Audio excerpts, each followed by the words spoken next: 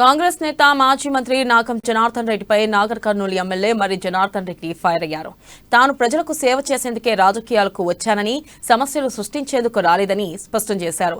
నాగం తన రాజకీయ లబ్ధి కోసమే ఈ దళిత గిరిజన ఆత్మగౌరవ సభ నిర్వహిస్తున్నారని ఆరోపించారు. అభివృద్ధి ప్రాజెక్టులు అడ్డుకుని కేసులు వేయడమే నాగం పని అంటూ మండిపడ్డారు.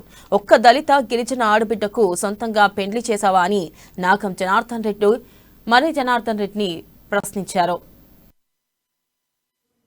ఏడికెళ్ళచ్చు నీ సంపాదన, నీవు చెయ్యవు, ఎదుటోడు చేస్తే వాళ్ళ మీద కేసేస్తాడు.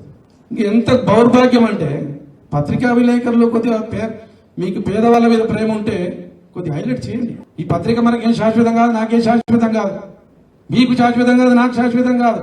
నేను ఒకటే అడుగుతున్నా, ఎవరన్నా పేద పిల్లలు పెళ్లి చేస్తే నా మీద కేసులు వేయచ్చావా? Income tax report ఇవ్వచ్చావా?